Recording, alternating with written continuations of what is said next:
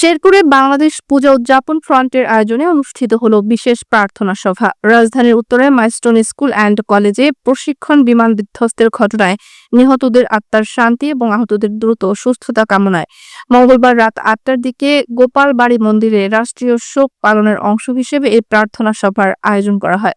বাংলাদেশ পূজা উদযাপন ফ্রন্ট শেরপুর জেলা শাখার আহ্বায়ক জিতেন্দ্র মজুমদারের সভাপতিত্বে আয়োজিত সভায় উপস্থিত ছিলেন সদস্য সচিব সুব্রত দে, সিনিয়র যুগ্ম আহ্বায়ক বিপ্লব দাম, যুগ্ম আহ্বায়ক প্রদীপ রঞ্জন দে, প্রিয়তোষ সরকার, মিঠুন পাল এবং শ্রী গোপাল সাহা সহ সংগঠনের অন্যান্য নেতৃবৃন্দ।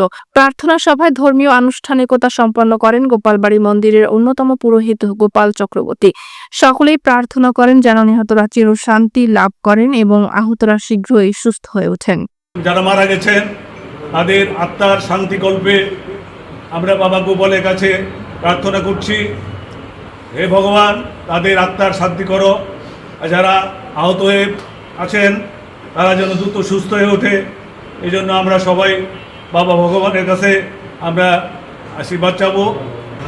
আমরা এই মাইলস্টোন কলেজে যে বিমান দুর্ঘটনা হয়েছে সেটার আমরা যারা নিহত হয়েছেন তাদের আত্মার শান্তির জন্য এবং যারা আহত আছেন তাদের জন্য দ্রুত সুস্থতা লাভ করে এবং বাংলাদেশ সরকারের কাছে আমরা একটা আবেদন করব যাতে পরবর্তীতে কোনো প্রশিক্ষণ বিমান এই ইয়ের উপর দিয়ে মানে জনবহুল এলাকার উপর দিয়ে যাতে না চলতে পারে সেই জন্য আমরা সোচ্চার হব এবং আমরা সেটা প্রতিবাদ জানাচ্ছি যেন ভবিষ্যতে আর কোনো এরকম দুর্ঘটনা না হয়।